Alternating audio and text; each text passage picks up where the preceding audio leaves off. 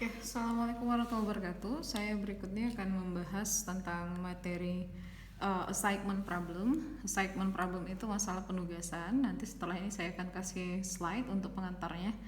Di assignment problem ini kita akan bahas metode Hungarian. Masalah dari penugasan itu kira-kira seperti ini. Ada tim dan ada proyek. Ada tim, ada proyek. Artinya ketika satu perusahaan memiliki lebih dari satu proyek dan juga mereka memiliki beberapa tim untuk mengerjakan proyek tersebut, anggaplah ini lelang atau bagaimana, otomatis nanti setiap tim, di sini timnya ada tim A, tim B, tim C, tim D. Masing-masing tim akan memiliki harga yang berbeda atau upah yang berbeda untuk masing-masing proyek. Jadi timnya ini ada tim A, tim B, tim C, tim D. Proyeknya ada proyek 1, proyek 2, proyek 3, proyek 4. Jadi di masalah penugasan ini adalah yang kita bahas adalah bagaimana caranya mengalokasikan tim dengan proyek agar mendapatkan jumlah total bayar yang paling minimum. Boleh nanti ada juga yang maksimum. Contoh kasus ada juga yang maksimum. Yang saya kerjakan sekarang yang minimasi untuk meminimumkan total biayanya. Nah, di sini nanti yang saya gunakan adalah metode Hungarian method. Nanti saya akan kasih juga pengantar untuk slide-nya. Saya akan kasih pengantar slide-nya. Di metode Hungarian itu syarat yang pertama adalah jumlah tim dan jumlah proyek itu atau sama, atau jumlah kolom dengan jumlah baris harus sama. Itu jumlah tim dengan jumlah proyek atau sama, atau jumlah kolom dengan jumlah baris harus sama. Ini ada 1, 2, 3, 4 kolom, ada 1, 2, 3, 4 baris. Jadi ini kebetulan sama, memang saya buat sama. Seumpamanya berbeda. Misalnya di sini ada yang keempat, ada yang kelima ya. Ada yang kelima, ada proyeknya. Maka di sini harus kita buatkan dummy atau misalnya tim tambahan, tim bayangan. Di sini anggaplah tim E ini dibilang dummy itu tim bayangan, nilainya 0 semua nanti di sini. Di sini kan nanti nilainya ada ya, 1 sampai 4 yang tim A, tim B, tim C, tim D ini nilainya ada, tapi yang terakhir ini 0 semua. Gitu 0 semua. Jadi tetap nanti diupayakan supaya jumlahnya sama. Kalau misalnya sebaliknya, kalau timnya yang lebih, timnya di sini ada 5 tapi proyeknya hanya 4, berarti ini berisi, nanti di sininya yang 0 gitu dia. Dummy istilahnya. Oke. Untuk kasus kali ini saya buat ada 4 proyek dengan ada 4 tim. Kita akan coba mengerjakan bagaimana mengalokasikan tim mana mengerjakan proyek mana agar nanti biayanya minimum. Saya mulai dari langkah yang pertama. Ini langkah penyelesaian metode Hungarian ya. Yang pertama ini pengurangan nilai baris dengan cara mengurangi nilai setiap baris dengan nilai terkecil pada masing-masing baris. Jadi ini per baris ya. Ini baris 1, baris 2, baris 3, baris 4.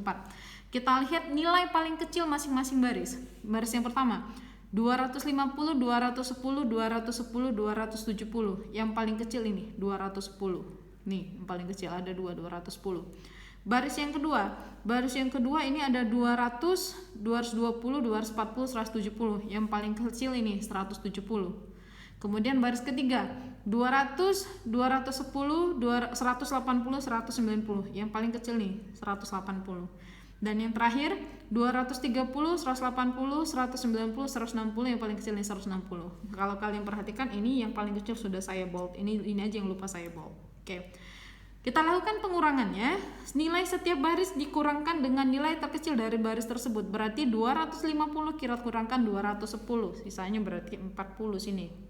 40. Kemudian 210 kurang 210 0. 210 kurang 210 0. 270 kurang 210 berarti sisanya di sini 60. Oke. Baris kedua yang paling kecil tadi 170. 170 kita kurangkan ini 200 kurang 170 berarti di sini 30. Kemudian di sini 220 kurang 70 berarti 50. Kemudian di sini 240 dikurang 170 berarti di sini 70. Berarti ini 170 kurang 170 0. Oke, berikutnya. Untuk baris yang ketiga paling kecil tadi 180 yang paling kecil. 200 dikurang 180 berarti di sini 200 kurang ini 20 ya, 20. Kemudian 210 dikurang 180 berarti 30. 180 kurang 180 0. Kemudian 190 kurang 180 berarti sisanya 10. Oke. Berikutnya Baris keempat yang paling kecil tadi 160, kita kurangkan. 230 kurang 160 berarti 70. Oke, berikutnya 180 kurang 160 sisanya 20. Oke, 190 kurang 160 30, kemudian yang terakhir 160 kurang 160 0. Oke, kita selesai langkah yang pertama.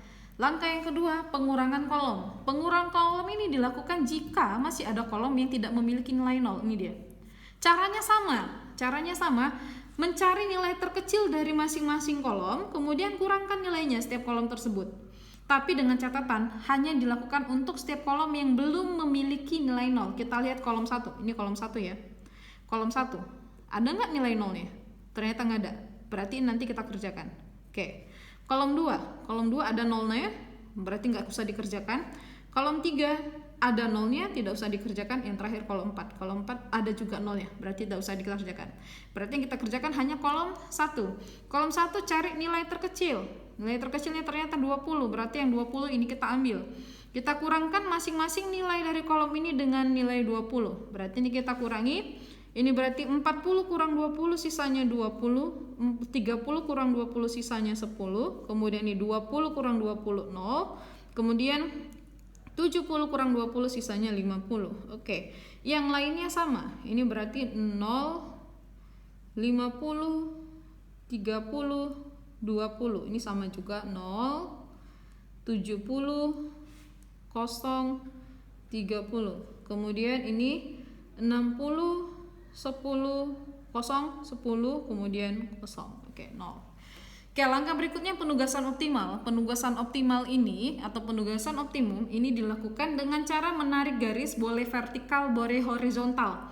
Boleh vertikal ya, boleh vertikal. Garis itu digunakan untuk menghubungkan antara nilai 0. Jadi misalnya ini kan bisa nih vertikal, ini kan 0-nya 2 nih. Ini 0-nya 2. Ini bisa vertikal, bisa saya tarik garis gini. Bisa juga horizontal, boleh juga horizontal. Ini ada 0, 2, tapi harus ada lebih dari 1 0 yang dihubungkan ya. Ini ada 0, boleh juga dihubungkan. Jadi ada 2 0 yang harus kita hubungkan. Oke, sekarang kita lihat. Ini dilihat dari baris pertama. Baris pertama, kolom pertama. Oke, ini kita lihat ada 0. Ini di baris pertama. Ini bisa kita buat. Tapi kalau diagonal nggak boleh ya, miring nggak boleh. Harus vertikal. Ini vertikal, tegak lurus atau mendatar, horizontal. Kalau diagonal miring tidak bisa. Saya mulai dari baris pertama dan baris kedua. Kita lihat baris pertama dengan kolom pertama tidak ada, kolom kedua ada, dengan kolom ketiga ada, berarti ini saya bisa tarik. Ini saya bisa tarik di garis. Oke, tarik 1. Oke, berikutnya kita lihat baris kedua. Baris kedua nggak ada. Ada baris kedua ini 1 tapi ya. Baris kedua 1 bisa dengan yang keempat. Ini kita lihat ini. Bisa dengan yang keempat ini. Ini kan ada 0-nya juga. 2. Kemudian baris ketiga ada. Kita tarik garis. Kemudian baris keempat kosong. Berarti sudah ada 1 2 3 garis. Syaratnya untuk bisa melakukan hasil adalah kita harus menarik garis sesuai dengan jumlah dari kolom dan baris. Kolom dan baris kita jumlahnya 4. Ini jumlah kolom dan baris sama dengan jumlah garis. Kalau udah sama dengan jumlah garis berarti sudah selesai. Ini karena tidak sama dengan jumlah garis, kita berarti harus masuk ke langkah berikutnya. Ini karena saya sudah pakai tabelnya di sini, saya masukkan kemari aja nggak apa-apa ya. Kita harus revisi tabel kan harusnya di sini. Nanti kita rubah aja. Gini ya, kita harus membuat revisi tabel agar ini nanti bisa selesai. Langkah yang pertama untuk revisi tabel adalah mencari nilai yang tidak kena garis. Berarti nilai yang nggak kena garis ini 10, 50, 70, 20, 50, 20, 30. Ini yang nggak kena garis. Mencari nilai terkecil dari nilai tersebut. Berarti ini yang paling kecil. Nih ya. Nih. Atau saya buat di sini aja nggak apa-apa lah ya. Ini 50, 10. Kemudian kita revisi. Caranya mengurangkan nilai yang tidak kena garis dengan nilai terkecilnya. Berarti ini tadi tetap ini 20, 10 kurang 10 0, ini tetap 0, 40 kurang 10 50 kurang 10, 40. Kemudian ini 0, ini 50 nggak kena kan, berarti kurang 10. Kenapa kurang 10? Karena yang paling kecil 10 tadi. 40, kemudian 30 tetap, kemudian ini 20 tidak kena garis, kita kurangkan lagi, berarti 10. Kemudian di sini ini 0 tetap, kemudian ini 70, ini 70, oke, kemudian 0, 70, ini salah ya, 70 salah ya, kita kurangkan 10, berarti ini 60, karena dia kan tidak kena garis. Ini 60, kemudian ini 20 tidak kena garis. Yang ini, oke. Kemudian untuk perpotongan garis, ini perpotongan ya, ada perpotongan garis antara garis horizontal dengan garis vertikal, itu harus kita tambahkan 10. Jadi kalau tadi yang nggak kena garis dikurangi 10, yang terkena potongan harus ditambah 10. Ini perpotongan garis harus tambah 10. Kenapa 10? Karena balik lagi seperti yang saya bilang, karena 10 lah nilai terkecil dari yang tidak kena garis. Oke. Ini berarti ditambahkan 10 berarti 70, 60 tambah 10 70, yang ini kosong. Ini juga kena perpotongan berarti 10 tambah 10 20, yang ini tidak, ini 0. Oke. Kita tarik garis lagi. Kita tarik garis lagi. Apakah sudah selesai? Garis pertama tadi yang ini. Oke, ini garis pertama. Garis kedua tadi yang ini vertikal, garis ketiga tadi yang ini ya, kolom 3. Oke, masih ada nilai 0 tadi yang sudah dibentuk. Ini berarti garis keempat. Oke, sudah selesai. Kalau sudah selesai berarti garisnya sudah 4, berarti kita sudah bisa penugasan. Kita buat dulu angkanya di sini. Ini 20 0 0 40. Kemudian 0 40 30 10. Kemudian ini 0 60 0 20. Oke, yang terakhir ini 70 0 20 0. Oke, sekarang kita penugasan kembali. Penugasan kembali ini kita untuk hasil ya. Caranya gini, mencari baris atau kolom yang hanya memiliki satu nilai 0. Kita lihat. Syaratnya kita cari baris atau kolom yang hanya memiliki satu nilai 0. Kita lihat ya, mulai dari baris pertama 0-nya 2, baris kedua 0-nya 2 juga, baris ketiga 0-nya 2, baris keempat 0-nya 1, berarti ini. Kita lihat, berarti D untuk yang 4. Oke, untuk tim D berarti dia ngerjakan project 4. Project 4 berarti selesai, yang ini berarti nggak bisa dipakai lagi. Oke, nggak bisa dipakai lagi yang ini. Kenapa? Karena untuk project 4 sudah dipakai oleh D. Kita lihat di project 4 siapa aja yang bisa mengerjakan. Ternyata di project 4 yang bisa mengerjakan si D yang 0, cari nilai 0-nya ya. Yang 0 project 4 si D dengan si B. Si B kita lihat B hanya nilai 0-nya mengerjakan proyek 4 dengan project 1. Project 1 dia juga 0 kan? Ini dia. Si B bisa mengerjakan project 4 yang 0-nya dengan project 1, tapi project 4-nya sudah diambil si D. Otomatis dia hanya bisa mengerjakan project 1. Oke. Project 1 nih, berarti project 1 untuk B. Kita lihat project 1. Project 1 yang bisa mengerjakan si B dengan si C. Tapi karena project 1 sudah diambil si B, otomatis C nggak bisa ambil ini lagi. Kita pindah ke si C. Si C bisa mengerjakan project 1 dengan project 3. Karena project 1 sudah diambil B, maka project 1 sudah diambil B, maka si C bisa mengerjakan project 3. Oke. Pindah ke project 3. Project 3 bisa dikerjakan oleh C dan A. Namun project 3 tadi ini, project 3 sudah diambil oleh C, otomatis A sudah tidak boleh lagi mengerjakan project 3. Kita lihat A bisa mengerjakan yang mana? Ternyata A bisa mengerjakan yang 2, berarti ini dia. Kita lingkar yang 2. Oke ya. Ini dia. Kalau kurang jelas, sekali lagi saya ulangi, cara mengerjakan adalah melihat baris atau kolom yang hanya memiliki satu nilai 0. Tadi kita mulai dari baris 1, baris A 0-nya 2, baris B 0-nya 2, baris C 0-nya 2, kita mulai dari baris D 0-nya cuma 1. Baris D 0-nya cuma 1, project 4, makanya project 4, ini project 4 dikerjakan oleh si D. Karena project 4 sudah dikerjakan oleh si D, kita lihat 0-nya juga ada di B tidak bisa lagi karena sudah ambil D. B tidak bisa, berarti kita lihat sih B bisa mengerjakan mana selain project 4. Ternyata project 1. Project 1 diambil oleh B. Kita lihat project 1. Project 1 siapa aja yang nilai nolnya yang bisa.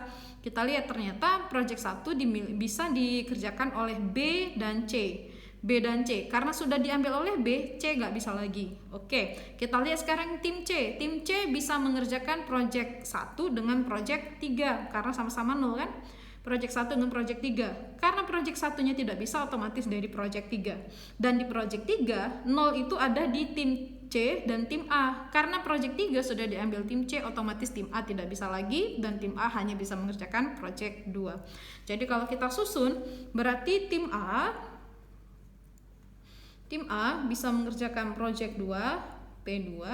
Kemudian tim B tadi bisa mengerjakan project 1, tim C bisa mengerjakan project 3, kemudian tim D bisa mengerjakan project 4.